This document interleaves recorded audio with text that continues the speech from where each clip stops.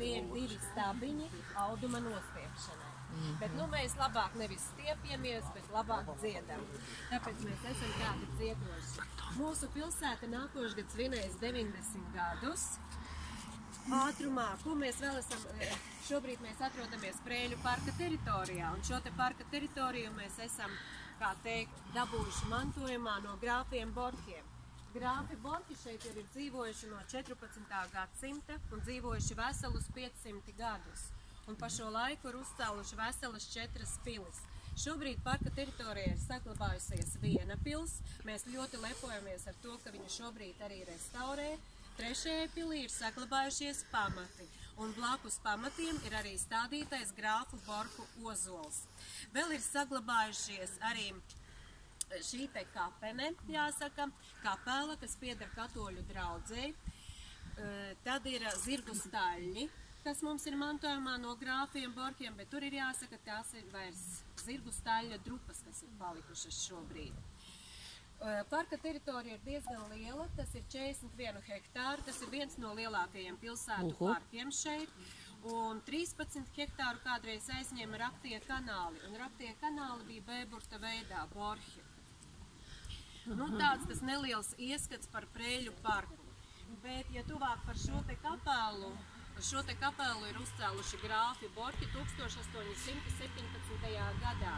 Un uzcēla, kā redzat, apaļa celtne, jūmolveidīgs jumts, 4 kolonnas, dieva gādības, kā teikt, acs, tajā 3 stūrī ir bijusi.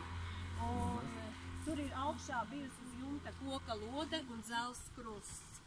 Tāda tā kapela ir bijusi, jāsaka, grāfu Borku laikos. Iekšā, protams, bija altāris, un tur bija altāra glezna pestītāja, noņemšana no krusta. Un apakšā grāfi Borki uzbūvēja kapenes. Tāda izskatījās tais laikos, un katru dienu tur notika, kā teikt, dievkalpojumi, garīgā aprūpe. Visiem, ne tikai, jāsaka, grāfiem Borkiem, bet arī parastajiem strādniekiem, zemniekiem. Un tad 1919. gadā šeit ienāca boļševiki, un viņi šo te ēku, jāsaka, izpostīja, altāra gleznas ārā, visu izdemolēja un ierīkoja klubu. Šeit notika dažādas sapulces, mītiņi, deju zāle, bet tas nenotika ļoti ilgi, jo šeit nebija tik omulīgi, jo šeit spokojās.